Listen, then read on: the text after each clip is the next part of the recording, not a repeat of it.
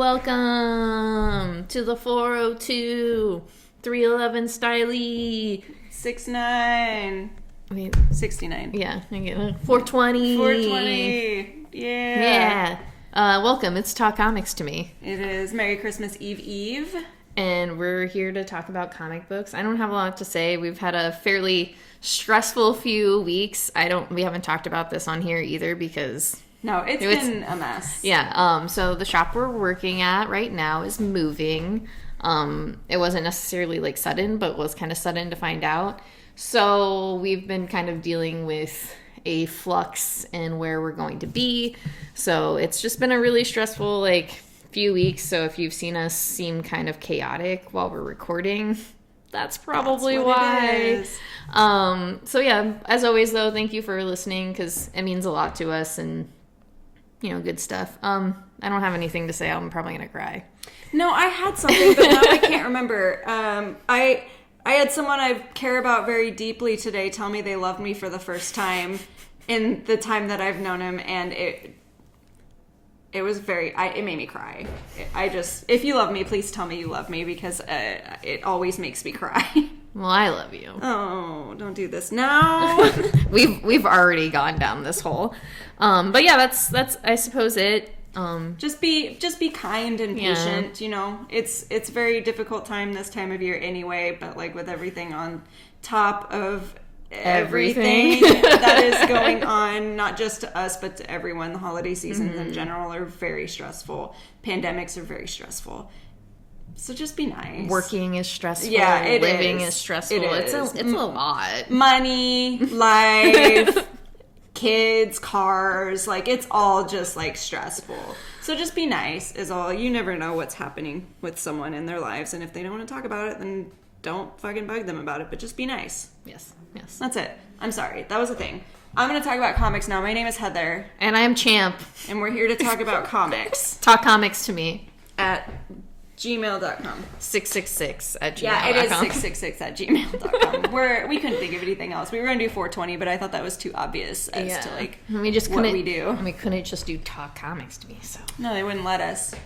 Okay, go ahead. Talk comics to me. Okay, so this is Odin's Eye. This is issue number 2. This is the Bad Idea Weekly joint. They kind of got started late on the whole thing because it was supposed to be every week of December. They were releasing one of the new issue of this. There's 5 issues, so. Okay. But they were a week late, so I don't know if that means that they're just going to stop it. We're not getting the last one. You're done after 4. Yeah, this is it. Or if they're just going to release it the first week of January, or if they're going to do the last 2 in the last week of December. I don't know. But either way, so this story... I hope they don't do the 2 at once. Oh my god, I would die. But I would buy it because I really love this story. Yeah, okay. So... in the first issue, you are introduced to the main character. I can never remember her name. Either that or I'm just not sure how to pronounce it. But anyway, she's I either can't remember it or I don't know how to pronounce it. Both. So anyway, in the first issue, the main character, the girl, is known to be a seer of sorts, but also I would say kind of a berserker. When she starts getting these visions from Odin, she kind of goes crazy and loses control of herself. This causes a lot of problems within the, group of people that she lives with. The clan? The clan, yes. I was about to use another word. I didn't know if I could use it. A shell. I don't know. Because I don't know what that means in terms of people, but that was what I wanted to say.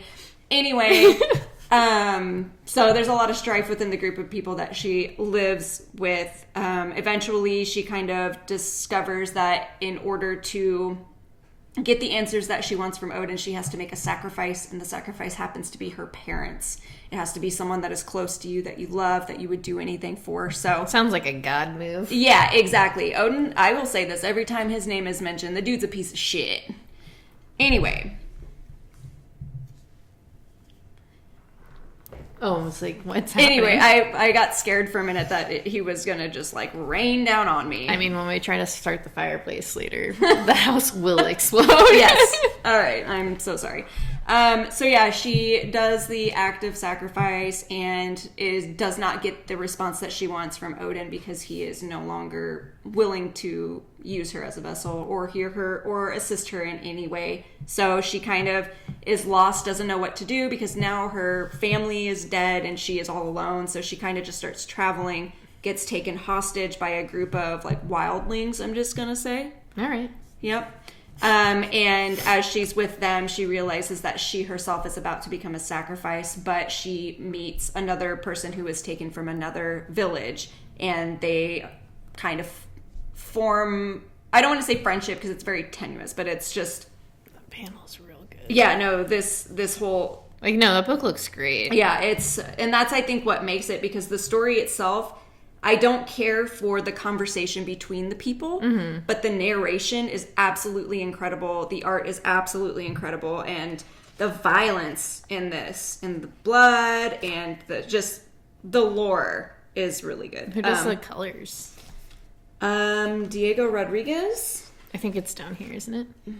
Or am I just messing? No, it's always in a different place, I feel like. Bad Idea just really likes to... Oh, there it is. I was like, fuck. Oh, yeah. Okay. Yeah, Diego Rodriguez.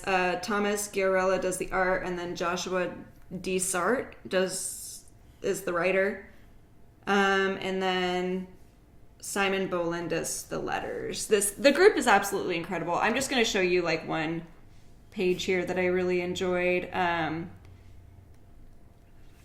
Like, look at that. Yeah, no, it looks great. It's just, look at that art. It's so good. Because I remember, like sending you the preview art for this and just being like, this looks insane. Or, like, when they posted about, like, the delay on the book itself and, like, seeing, like, just the art itself is just, like, it is really incredible. And I don't think seeing it even, like, in video or this terrible... video with too much lighting over here like does for it does not do it justice. This book is very, very good, and I know I said this last week when I was talking about it, but I think this is by far my favorite Bad Idea book, and it's not just because of the Norse in it. The story is really good. The main character especially. Normally I wouldn't give a fuck about a little kid, but she carries the story so well, and I just like how fleshed out all the other characters are, and you kind of grow attached to them really quickly. This is issue number 2, and like one of the guys died, and I was like, that sucks. I love when that happens. I know. It was like so sudden because I didn't know I had developed that attachment to him until it happened, and then I was like... Yeah, that's always a wild feeling in fiction when you do develop those attachments without realizing it, because I've done that in a few books like that I've read, and then... when they die, I'm just like, oh, you motherfucker. Yeah, how did you seep your way into my brain like this? Yeah, it was a huge bummer. And it's actually a guy in the first issue that the main character had torn his eye out in one of her fits. It was cool. It was very cool. But anyway, this is Odin's eye. I went on about that for way longer than I meant to. I mean, you explained, like, basically the whole entire plot. Well, good, because I noticed that I don't really talk too much about it. I'm just like, yeah, I really like this. The art's good. Characters are good. So... I mean, you don't have to do the whole plot. No, I didn't mean to. I just started talking about it, and then I couldn't stop. You have 2 books. So. Okay, so yeah, I'm going to keep going. This is Ms. Marvel. This is Beyond the Limit. This is issue number 1. It's a limited series. I believe there's 5 issues. In this issue, Kamala Khan is in Chicago visiting her cousin, who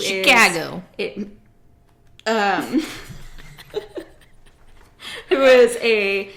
I'm not exactly sure what kind of scientist. I cannot remember, but she is a scientist that has something to do with... I see. I haven't looked through this book at all. And there's an accident that happens at the lab that her cousin works at, and it causes a weird shift in time.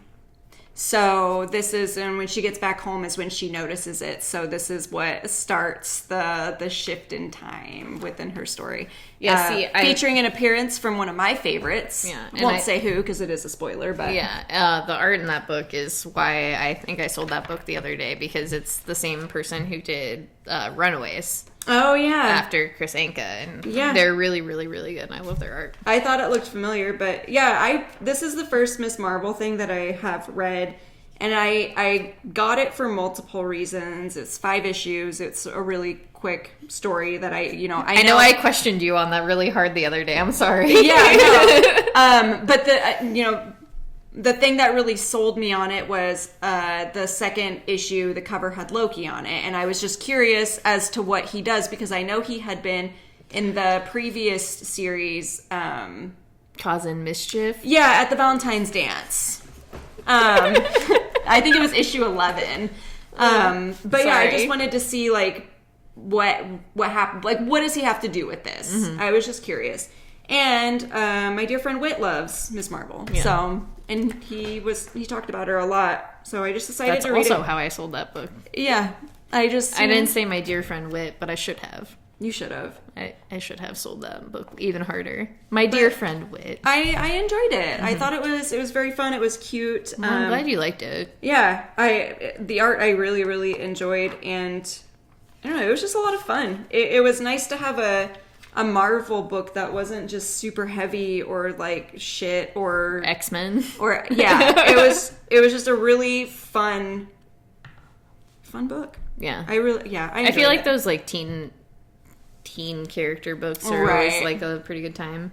It was, and I would recommend it, to be honest. Like, since it is only 5 issues, it's not dense. You don't have to know physics or anything to read it, because they do talk about that a lot in that book. And I am pretty dumb, and I understood all of it, so. Don't need to know physics. Okay. I guess I'm going to talk shortly about Octobriana with Love. This is the anniversary one-shot edition. Who is she? So I think it was like 2 years ago is when I got the first one. Yeah, that sounds right. So about 2 years ago, and I think I actually may have sold it at a flea market. Who knows? I can't remember. I got the first time I had encountered Octobriana, the character, and it was a really like weird like art style. The cover was very much like black lighty. This is very different, but I do love. May I see that? Yeah. Oh wait, I gotta finish. Yeah. I did not get through this book, unfortunately, because it is pretty dense. But there are several different artists on this book. And basically kind of just like jumps around and tells different stories of Octobriana. There are some artists that I'm like, yeah, love seeing them in here. Who did I really like? Maybe I don't know any of these artists. Oh, Stephen Byrne. Mm-hmm. I think that's the only person I know. Anyway, regardless. Simon Fraser, I recognize that name. We'll figure it out. Same with Bohumil. Anyway. No, but like, I don't know, like there's just really... Yeah. It's really different, but it's all very vibrant. Oh, yeah. I like that. See, that's the artist that I recognize. This one? This one, yeah. Okay. Anyway, I'm gonna do a quick read because it kind of explains like what this is, and I cannot do that on my own because there is a lot going on. During the height of the Cold War in 1967, Czech academic Peter Sadecki defected to the West from the Soviet Union with a suitcase full of comic strip art. Created by an underground organization of disaffected youth called Progressive Political Pornography, these comics featured their pterodactyl-riding action heroine Octobriana and were a platform for the group to air their grievances with how Stalin and his ilk had corrupted their vision of communism. Sadecki found a sympathetic ear to his outlandish tales of the clandestine meetings and wild sex parties that fueled the Octobriana creative process with anti-communist book publisher Tom Stacey. Octobriana and the Russian Underground was published in the UK in 1971, eventually inspiring David Bowie to consider making a superhero movie based on her and Billy Idol to have her portrait tattooed on his arm, as well as generations of indie comic artists awed by the PPP's bravery in the face of an oppressive regime. Except pretty much everything that Sadecki claimed wasn't true.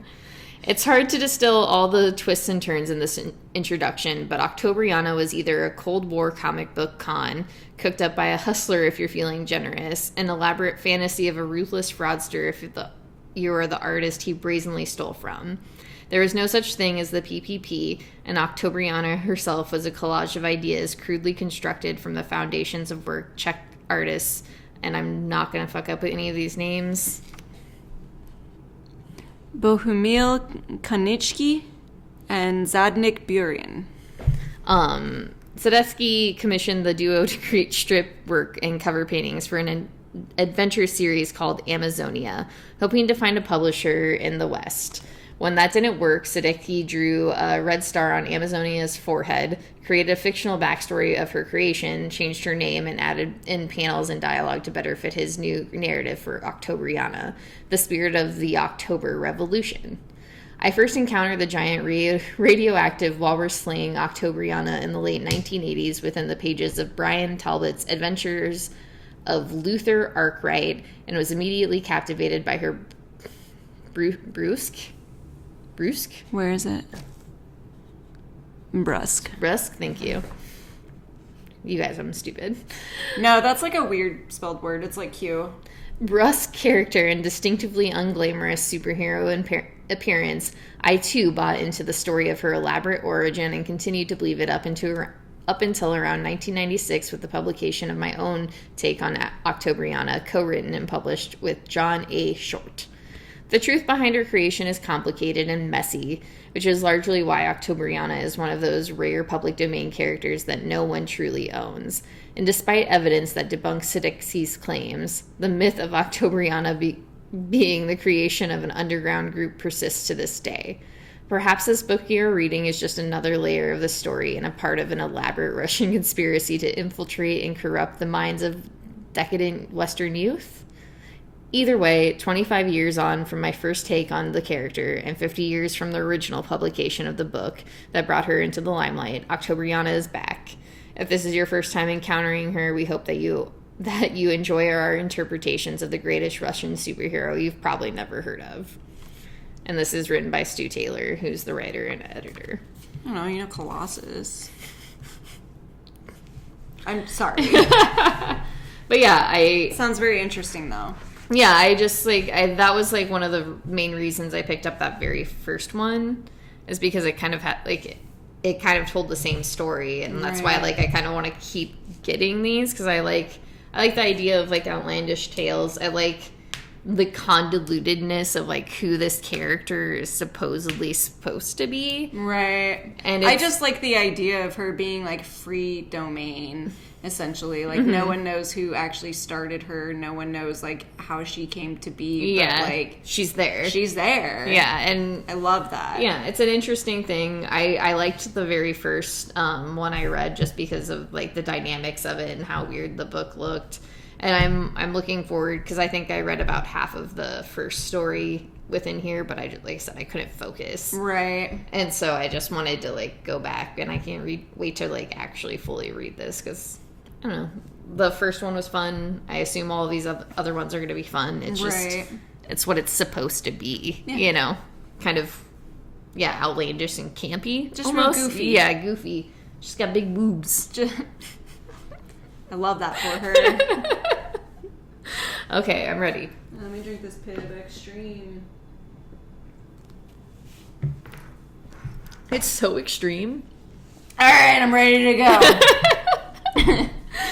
All right, this is King Conan. This is issue number 1. This is Jason Aaron, Mahmoud Asrar, and Matthew Wilson. Dream Team. It is a dream team.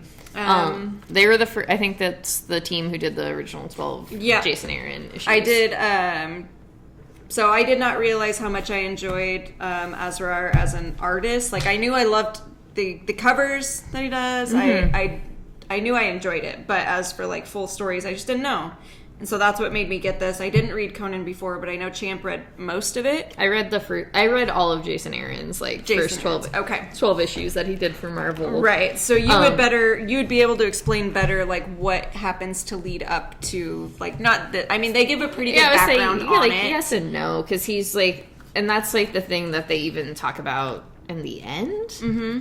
About how, like, all of these issues of Conan are supposed to be, like, the Conan story where it's just, like, little bits and pieces. And that's, like, those first 12 issues, it was little bits and pieces with, like, kind of an overarching, like, story. Right. And I think this just does, like, another piece and brings in a villain that we saw within those first 12 issues. But I highly suggest those first 2 issues of Conan, or first 12 issues of Conan by Jason Aaron, because I did love them.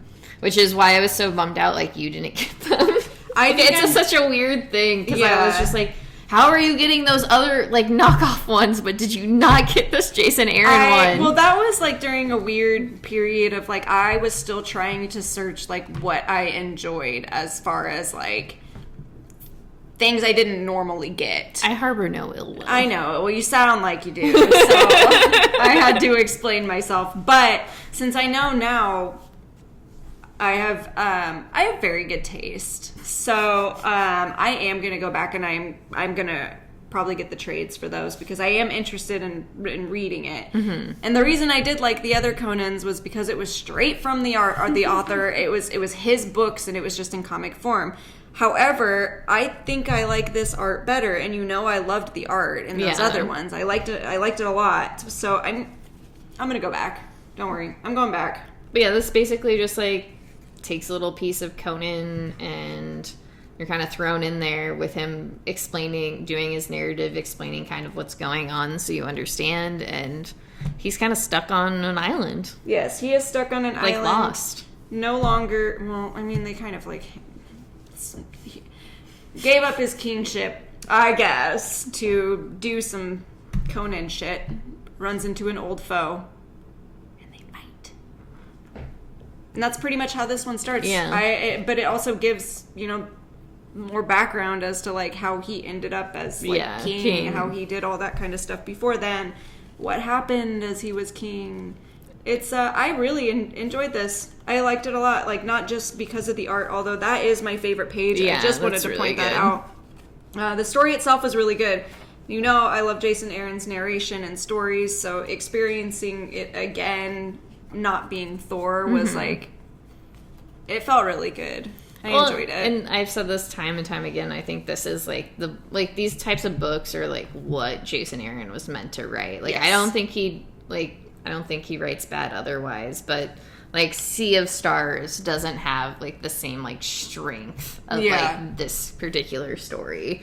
Or, like, his voice and how he writes, like, this particular character or characters that are, I guess, strong, masculine, like, medieval men. Right, who are tortured. Yes. In a sense. Like, yeah, I completely understand what you mean. And I think, like, because I read a lot of Jason Aaron stuff. Like, I just read it when I don't know, if it interests me, obviously. Mm-hmm, yeah. Like, and if it's Jason Aaron, of course I'm going to get it. But... I don't know. I really love him as a writer, and I do miss... I think that's why maybe I enjoyed this one so much, too, is I definitely miss his Thor run, and I miss the feelings of it as he writes the characters, and he does... Beautiful. And I just really liked how, in the back matter, he was talking... Did I make this up? Did I make up back matter? No, it's right Okay, here. I was like, I know I saw it. But how he talks about how he was, like, definitely trying to... click into Robert E. Howard's like writings and how this is kind of just like stuff that he didn't quite finish, and I love that. I love that for both of these writers. Yeah, no, and Conan too. I think that's a very, very good. Sorry, I got distracted. I was like, "What's happening in this?" Yes, it was very good. I enjoyed it quite a bit. I need to go back and read Conan. 5 out of 5 popcorns. All right, from me. All right. So this is No Holds Barred. This is issue number 1. Heather hated it. I didn't hate it. I can't do it. I tried because I was interested, and I am going to try again because maybe I just like, with everything that's been going on, I was stressed out. It's a lot of words. It's a lot of Shakespearean words, and... Because it's done in the... pandemic parameter. Yeah, it's so yes, I am gonna go back and read it. I love the art so much. I love the smell of this book, colors, and the idea I remember thinking was, it seemed very interesting, and I was very curious and excited for it. I special ordered this one, right? Mm-hmm. Yeah, I just special ordered this one, but I promise I am going to go back and I am going to try to read it, because why else would I special order it? It seemed like shit that was right up my alley, other than Shakespeare.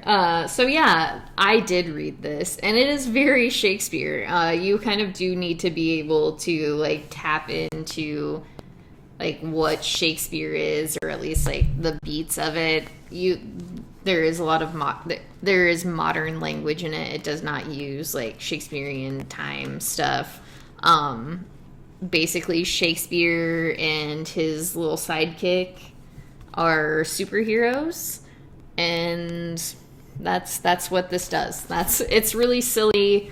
The art is absolutely incredible. I think that was one of my favorite parts. There's like little scenes with like eyes that I really love. This one? Yeah. There's another one that's kind of like that I really enjoy. Okay, because that's like how I read the book. I was bird. Like, yeah, I love that bird. And then there's this like front page with all the creators that I like so love. But yeah, it's like, I think it's a lot of fun. I do also like the lettering, because Didier Bidikar does it, and I still love his writing, or still love his lettering. And I also love like how the lettering kind of fits with what's going on, especially the difference between like Shakespeare's letters and like regular people's letters. If this was us, who would be who? I'd probably be this dumbass. I'd be the dumbass little sidekick. I was gonna say, I do feel like I would have. You would definitely be Shakespeare. But yeah, I had a really fun time. I do think it's kind of, you do kind of need to like Shakespeare, stuff like that. Yeah, and I'm not gonna get into it. I'm not gonna get into it. But yeah, it's fun. It's a fun little book. Okay. I'm going to go back and I'm going to read it. Okay. I'm going to finish it. I'm going to tell you how I feel. This is Wolverine. This is issue number 19. This is the last one of this story, this run. Couldn't even end it on 20 or something. I know. That's why I was furious. I made it to the end, and this is what it is. Like, that's it. No, that's... I was like that's when I texted you, and I was like, I think that was the last issue, because I was looking, and I was like, well, where's like the reminder for what comes out next? So is it like, is there a new Wolverine book coming out in April? Is that what I'm supposed to assume? So I don't actually know. Why is he there? God damn it. I don't know, because next up, like what starts next month is the X Deaths of Wolverine and the X Lives of Wolverine. Yes. That's a whole thing. But they're both done by Percy, so I assumed that is what is... Wow, you popped that hat off. I just assumed that is what follows this, and then after that is the Wolverine. But I don't know. I'm going to have to look into it. But anyway, back onto this one. Wolverine goes on a solo mission to figure out what exactly in the ocean is attacking boats, whatever else, because bodies keep washing up on the shore of Krakoa, and he is tired of seeing people stress about it. So he goes out there by himself and takes care of the problem. I loved this issue, especially like the last few pages, like this last page in particular. I like Wolverine a lot, and I like the way that he handles the situation here, and he knows what he's doing to himself to help other people. Yeah, I get that. Oh yeah, it was very good. I liked the way the art in it, as always, like I say. Yeah, the art is always really good in that book. Yeah, there was a page here. Let me find it. Yeah. Oh, that's so good. Yeah.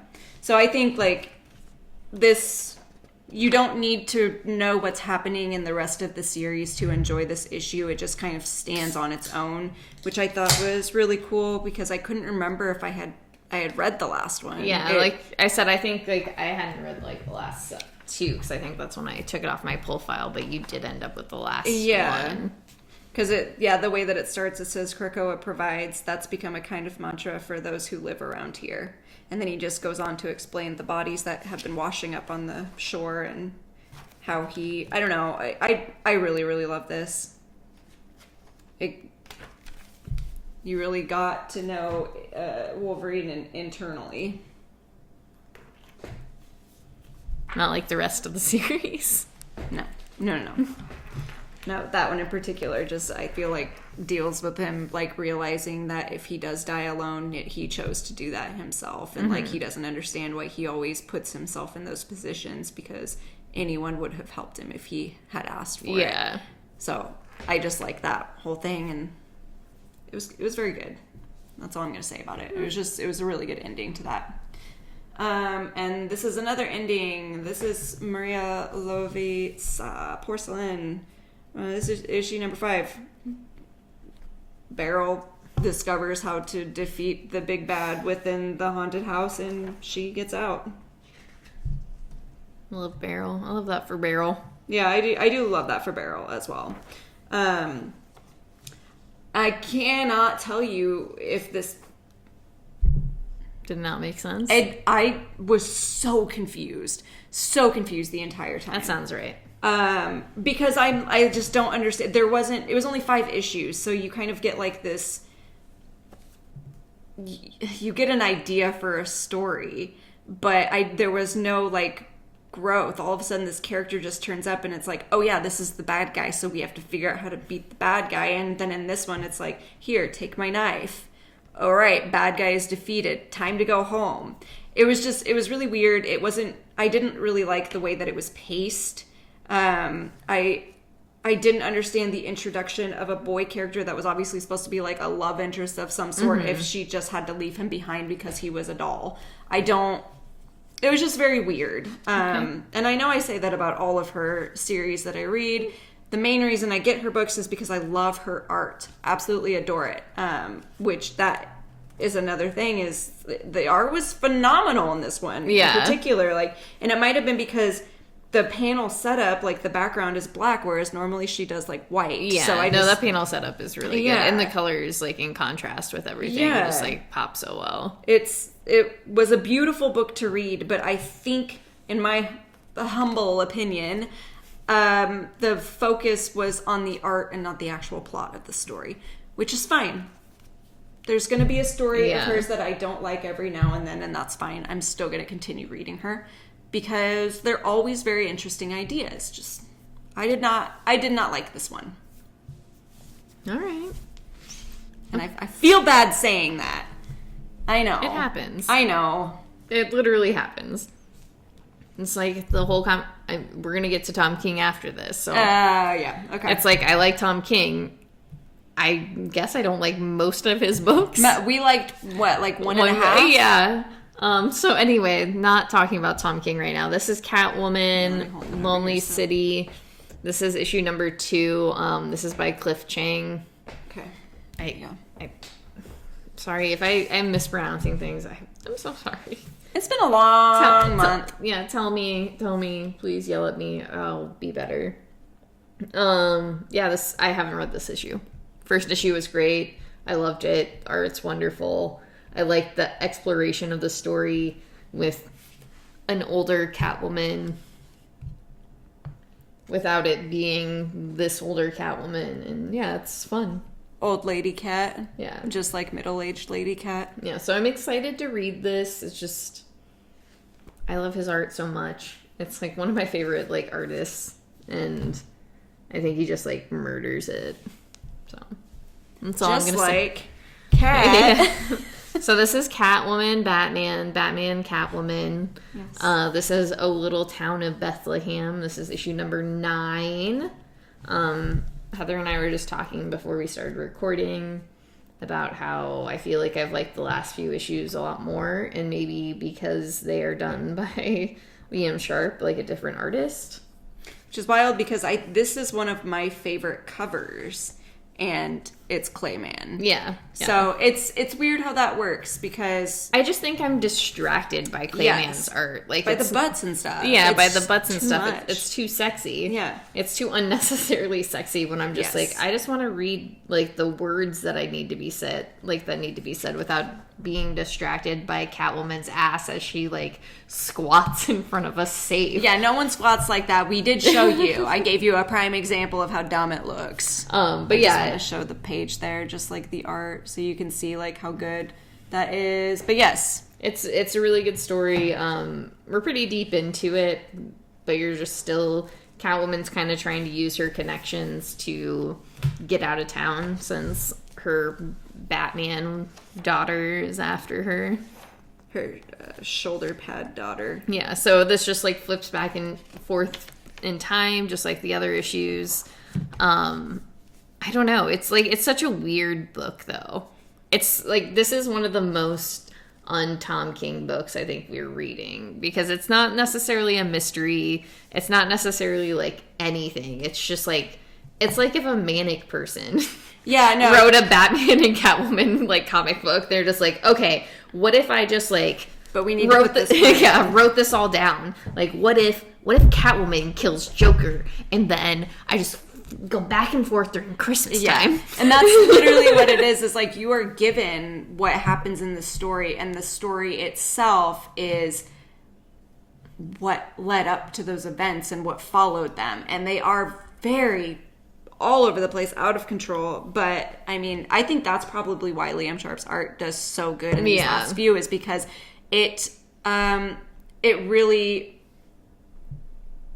it feels unreal. Yeah, it keeps up with the idea of just being out of control.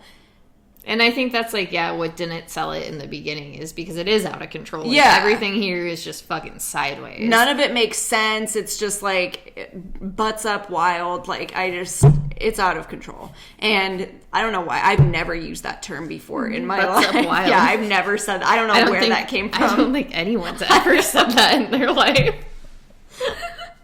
Like, what person's just like, it's butts up wild? Yeah. I have no idea. And that just came so naturally for me, too, as if I've said it a million times. I've never heard that before. I don't know. I'm so sorry, everyone. I am out of control. All right. Well, with that, I'll move on. We'll move on. Yes. I don't know if I suggest Batman Catwoman, though. I just want to say that first. I don't know how I feel about this book. think if you like those characters, I think if you like Liam Sharp's art, you could just read the last few issues and not have to know anything that's going on. Well, I was going to say, I had to stop where I was going with that. I think if you like Tom King and you like the characters, then I would recommend it. But I think if you like the characters alone, I wouldn't recommend it. All right. Like, I think if you want to enjoy it, you have to like those characters and Tom King's writing. Okay. That's all. That's fair. Okay, so this is House of Slaughter. This is issue number 3.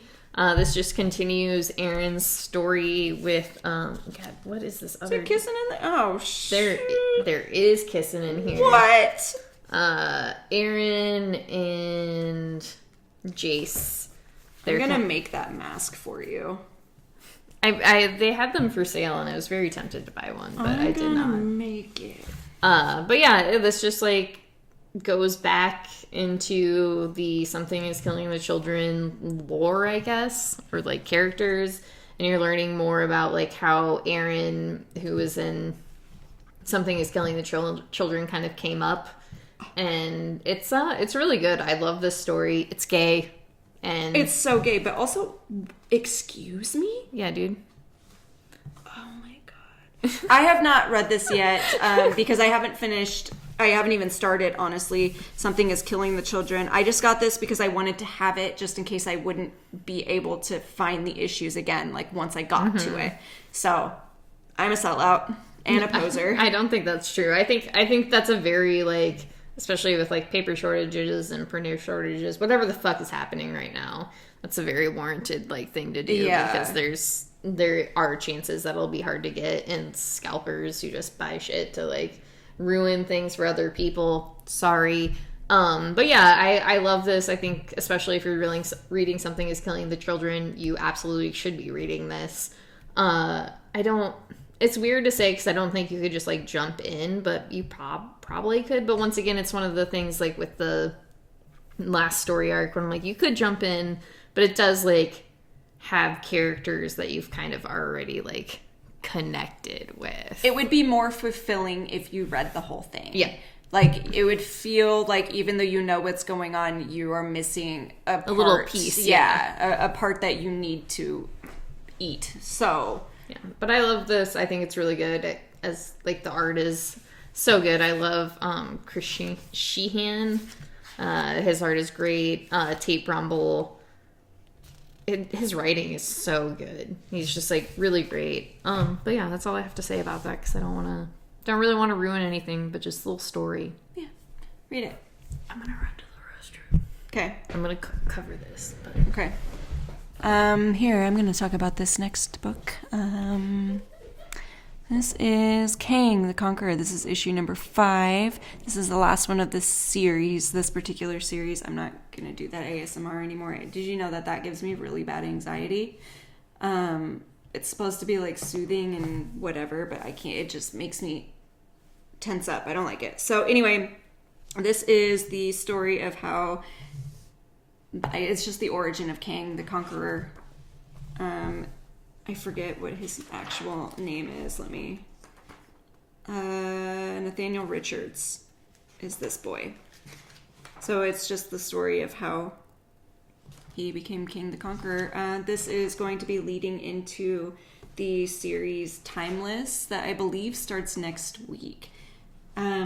I think it would be beneficial if you were going to read Timeless if you read this first, because then you get this origin. But I also don't know, because I am not getting Timeless. I don't feel like it's necessary for me because I got all that I wanted out of this, which this was really, really good. I would like to say. Skate on over here. I really did enjoy this, and I know I've mentioned this many times with books. I am a huge fan of poetic narration. This book has that in spades. And the art's all right. Yeah. I think that was really the only thing that I was kind of like on the fence about, because again, facial expressions is my thing, and they did not for me. Some of them just weren't for me. But the story itself was very, very, very good. The narration was good. The whole, I don't know, all of the events in this were really good, and I really enjoyed it. I thought it was really good. I like the dinosaurs too. That's all. What you need to know.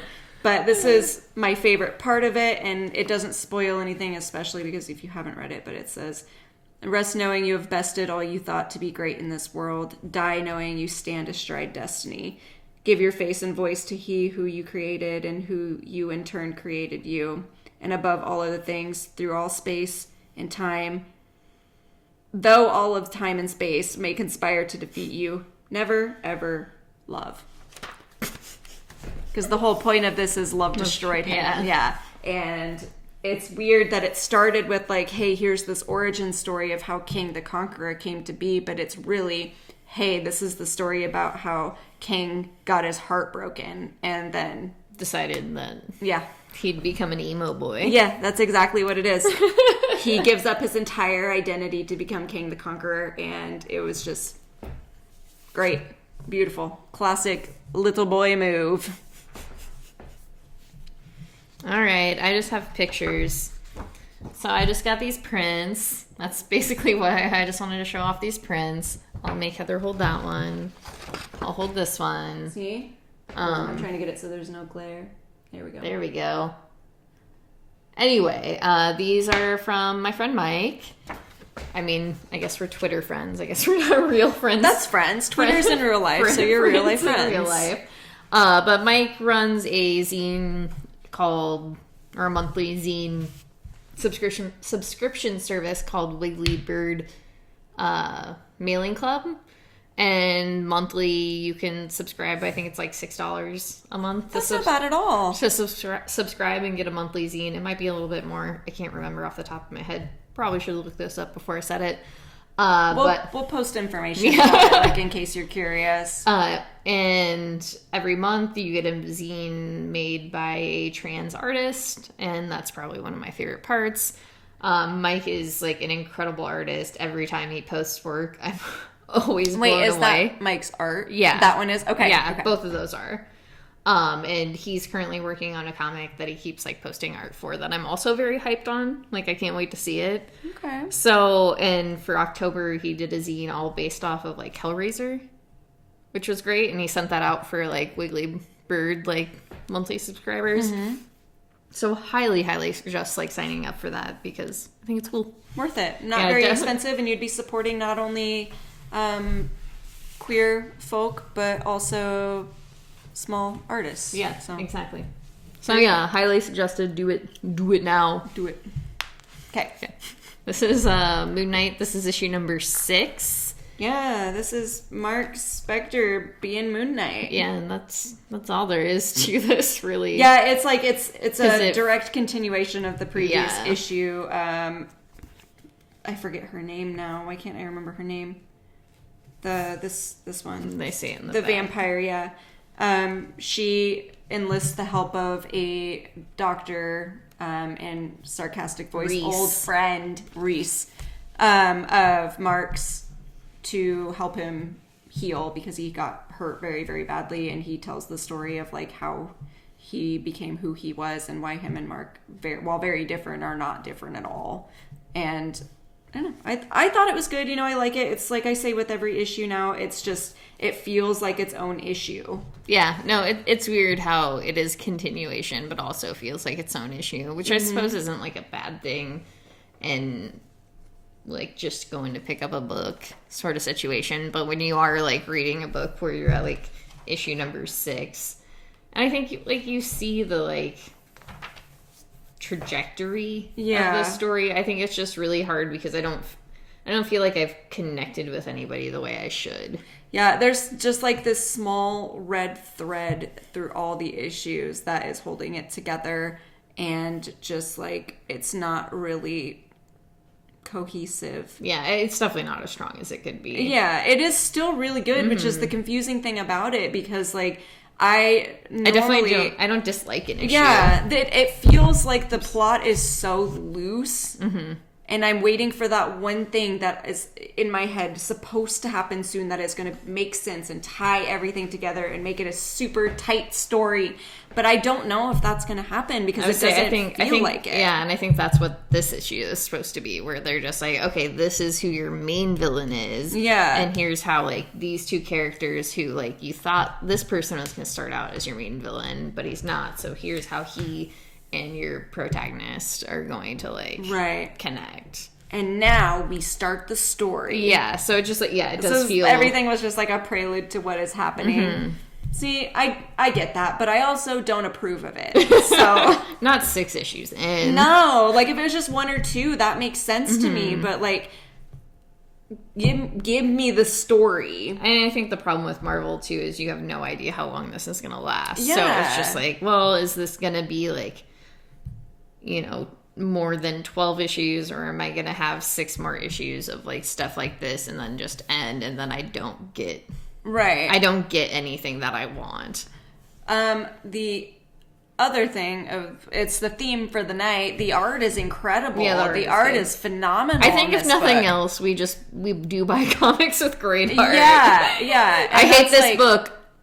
Art top notch. It's like I said, not only do I have don't great hate taste, this book. I just want to say that. Go ahead. We both have great. Imagine us together, our tastes together, phenomenal.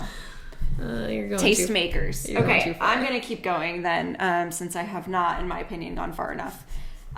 This is Nightwing. This is issue number 87. This is the B cover. He's shirtless. He's got a dog on him.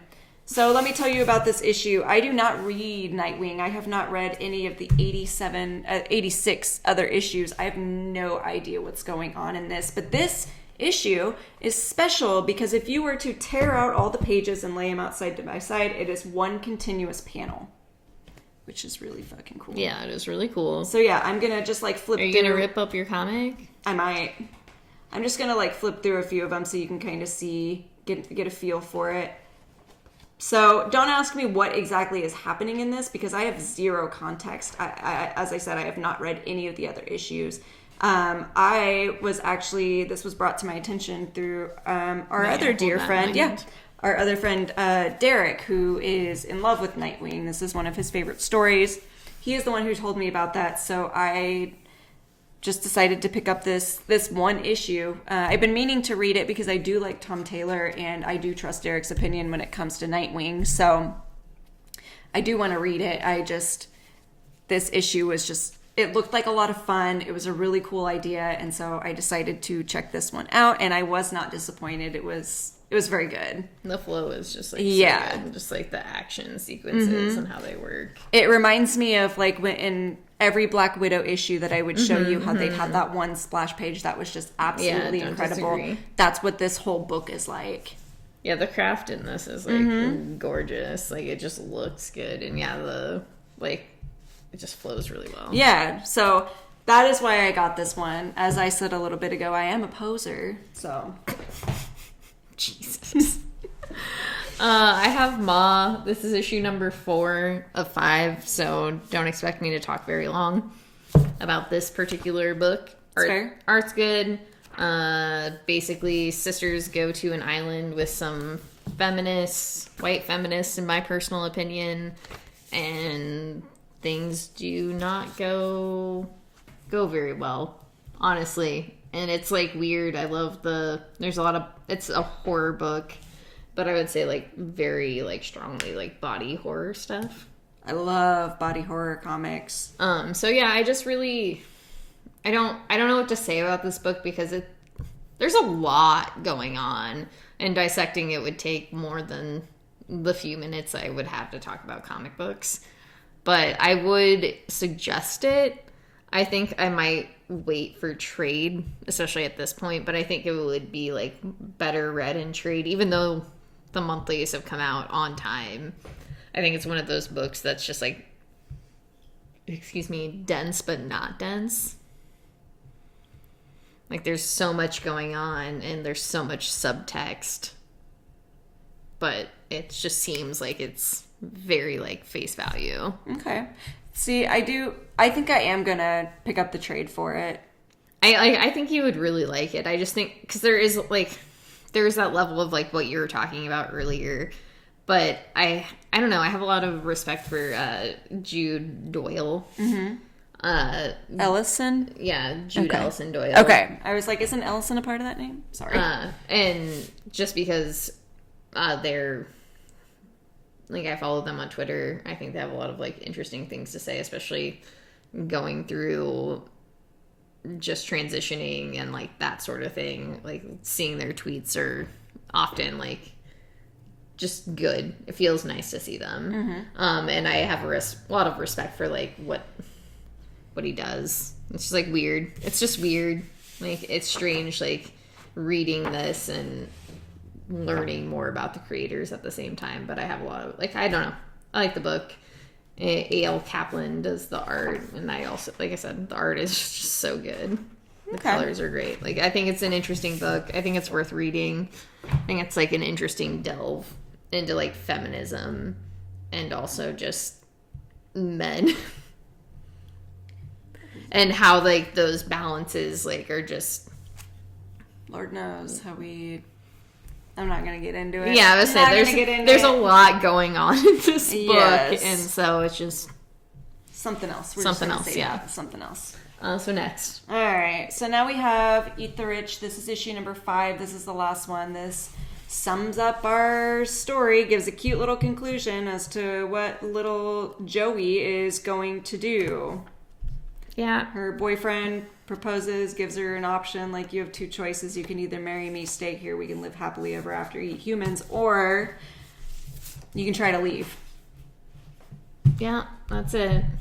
This, I don't know. It's fun because I did like all of these issues up until probably this issue, and the only thing I didn't like about this issue was like the literal ending. Yeah, it reminded me of something, but I honestly cannot remember even what. Like when I read it, I had like that glimpse, and I was like, "Oh, that panel's good." Yeah, sorry, I didn't mean to touch it. Yeah, no, it's whatever, it's fine.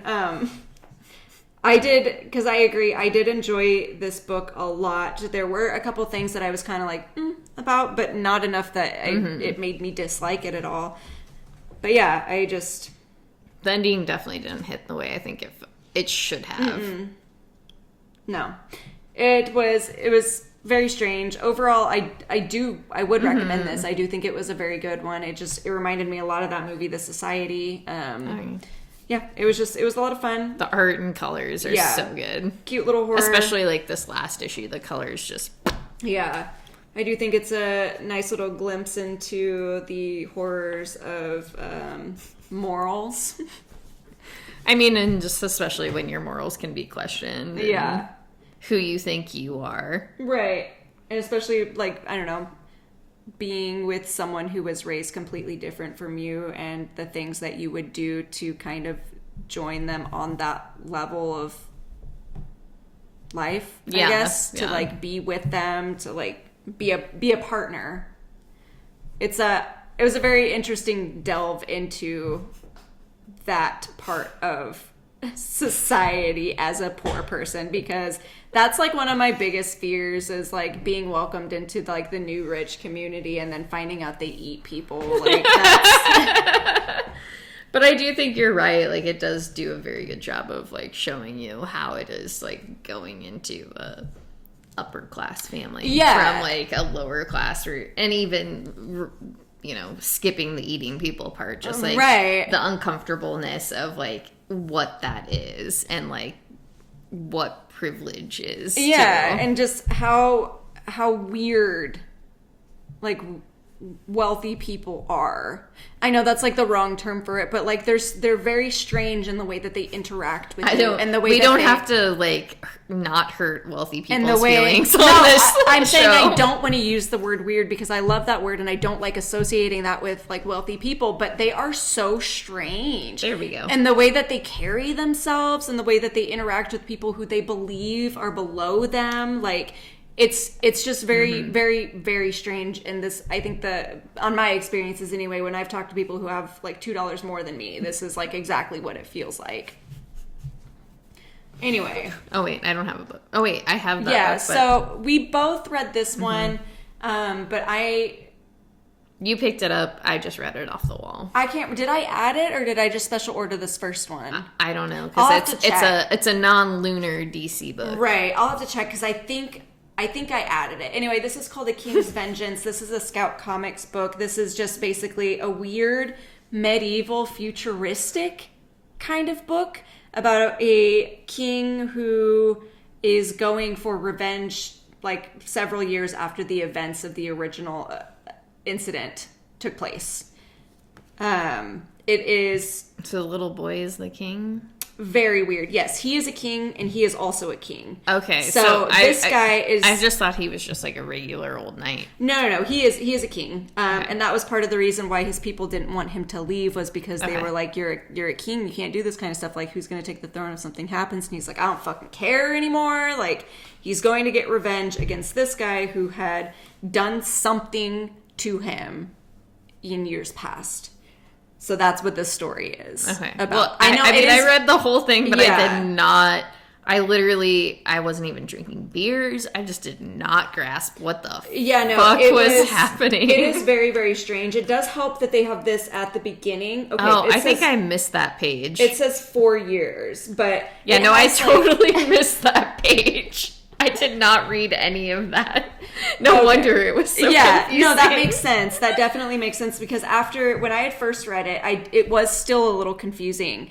But then I went back and like read this again after reading this, and then it did make more sense. How did I not read that at all? They were kind of stuck together, to be honest. Like it flips to that very quickly. Okay. So yeah, thank you for giving me an excuse.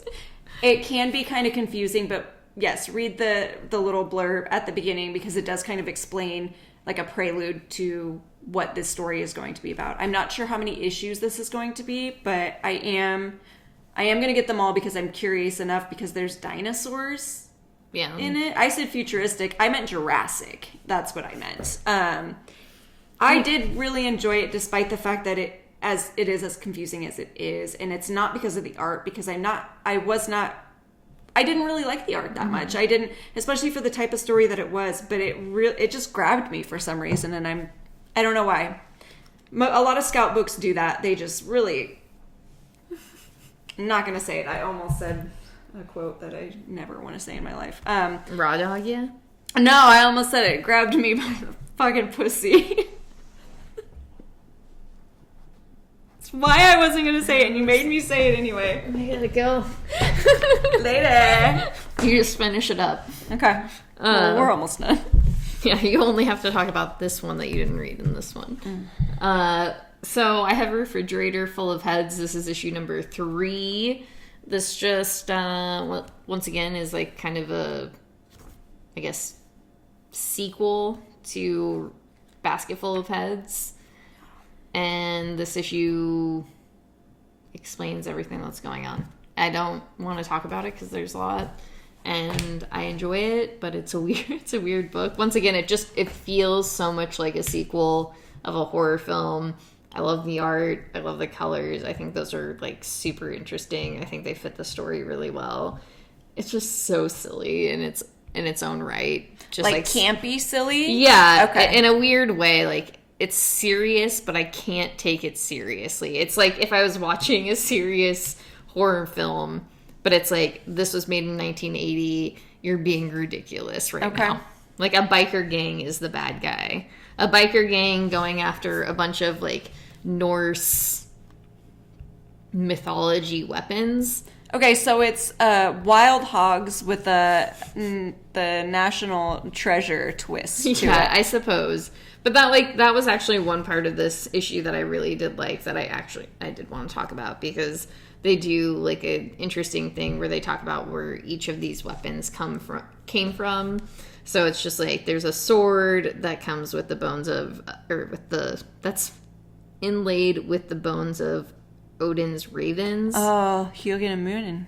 And then there's a dagger that's made from Fenrir's canines. Oh, baby. So the sword lets you take the people's memories that you stab with the sword, as long as they're not dead.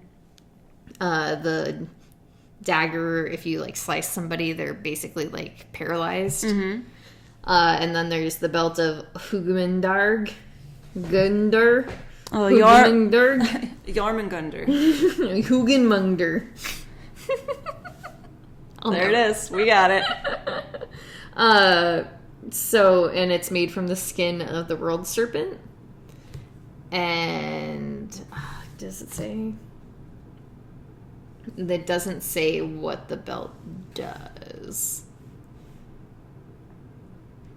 The only weapon that could cut Odin down. Yeah, so the axe is made from Yggdrasil. Yggdrasil. And the world tree, if you don't know that. Yeah, the world tree. So that's like what the axe from the very first one Basket Full of Heads is from, and like, so I thought that was like a really cool thing. Yeah, I really liked that is very nice. And thank God I have you around, because I've been getting into this Norse mythology stuff, and I was like, oh, I get this. Now you know how to pronounce it. I understand. I will never know how to pronounce it. This is why I will never be able to pronounce anything in the world, because I can't even say white people names. We'll get there. Someday.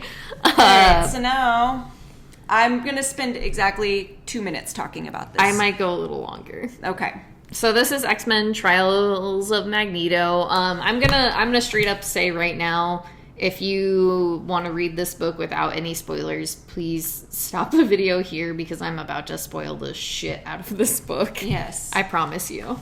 Okay, go ahead. So the only thing I'm going to say is I did not like it. It did not make sense to me, like why this was even necessary. I didn't understand the chain of events that happened in this book. I don't understand the mystery behind it. Was it necessary? Why did it happen? Why did it happen? Yeah, that's basically where I'm at in this book. I have a lot of problems. I will start out with the beginning of the book, where Wanda just points out who her killer is, and it's Toad. I haven't seen Toad basically since the beginning of Krakoa, if then. I haven't seen him throughout all of this book, so how was I going to know that it was ever going to be Toad? But I think the problem is it's a weak story. I think it could have had more dynamics, but it's chaotic. It doesn't make sense. The fact that they did their exile stuff in front of the Avengers is very weird. Like, hey, you're kind of doing war crimes. Yeah, it was an interesting choice. The fact that Wanda and Magneto have kind of teamed up to kill her and then blame it on somebody else is weird. The one thing I liked about this, and like I said, this is all spoiler zone, is the little waiting room, but I don't think doing what they did was necessary. It just felt weak.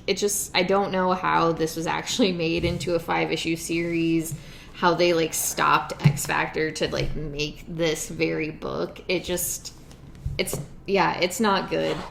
And in the art switch at the very end was kind of strange. Yeah, I was gonna say I really did enjoy the art like a whole lot up until the last few pages, and it's not that I did not enjoy it either. Like at the end, it was just such an abrupt change that it was very strange because I love the art in this book. Yeah, overall, I think, weak story. It didn't give its due diligence. It had no real lessons learned or anything, or just like any cohesive, like, okay, here's why this happened. It's like, here's why this happened, but it's just like, but why? But like, why? Yeah. Like, you didn't have to go about it this way at all.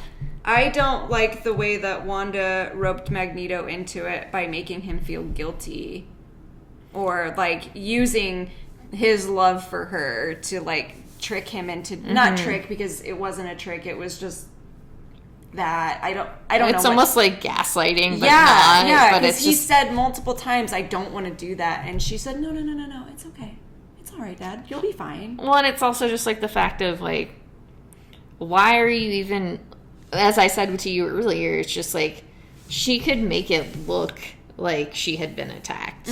So there was no reason to have this man father figure oddly sexually kill her. Yeah, that was very weird. I don't know, there was just, there's so many like just miss like steps, and like it just didn't hit. It really didn't. And I love Magneto. I don't like the way that he was treated throughout this series, and I do think a lot of the times within X-Men stories he is treated appropriately. But in this, I just I didn't understand why he was treated the way that he was by someone who claims to love him. Well, and I think it's also everybody's reactions afterwards. Yeah. It's like, so I'm going to make you the main, I don't know. There's a lot of, once again, it's not good. Yeah. It's unfortunate. I know people who did like it. Yeah. Which I'm glad for them, and I would like to know why. If you did like this, I would literally want to know why. I want to know why you like this. Yeah. I want to know why you like the story, what you got out of it. Because I didn't feel it, and I don't want to argue with you. I just want to know. Right. Like, I think that's it for me. It's just because I didn't take anything out of this. No, it did honestly feel like a bit of a waste of time for me. I felt like, again, there were a few parts in it that I really did enjoy. I love reading about Magneto, but yeah, it just felt like at the beginning, especially when all of this happened and they suspected Magneto, the way that they turned on him so quickly after everything that he had done for them, and like how drastically he has changed since the beginning of his time. Like it seemed very unrealistic to me. Well, like I know I keep coming back to this Toad thing, but it's also like with the Toad thing where she's just like, it was him, and it's just like, they don't investigate that, though? Yeah, they just took her word for it, who, like, Scarlet Witch, who did so many bad things. Anyway, I'm not going to get into it, because we just did. It's just a lot of missteps. Not for me. Yeah. That's Same. It's just not for me. I think this is probably one of my least favorite X-Men things I've read. And I don't know. it's just, it sucks. And I do like Leah Williams, like, usually as a writer. I like the art for the most part, but yeah, this story just did not. I liked X Factor. I went back and read X Factor. Yeah. I liked it. Yeah. I liked it a lot. I don't know why this was the next logical step for the story. I don't. Well, and I don't know why it had to have its own, like, mini-series. It's just, okay. Anyway, Yeah, not for us. Yeah, we're done. So we will see you later. Please take care of yourselves. Do good things. Support your local comic book shops. Please. And be patient with people this time of year. I would say until probably the 15th of January. No, nay, a bit further. The 26th of January, the day after my birthday. I deserve to be treated nicely by people who come in to see me. Yeah. But just be patient, is it? Just be patient, be kind. Think about other people before you say things that could potentially be taken the wrong way, because people are very stressed right now. But we love you, as always. Thank you for listening to us. Support your local libraries as well. Take care of other people. We love you, and we'll see you on the flippity flip. Do you have something? Yeah, no, I was going to say Merry Christmas, Happy Holidays, whatever you celebrate. I hope you have a good, joyous time. If you are planning on doing things, please be careful. Wear your masks. Everything is spreading super fast now. Just keep in mind that there are some people who, if they even are vaccinated, are boosted, if they get sick, it doesn't matter. They will still be very sick. So please keep that in mind. Take care of each other. And just be kind. And also, happy birthday, Christopher. We love you. Happy birthday, Christopher. Best friends. Forever. Yeah. We'll see you on the flippity flip, motherfuckers.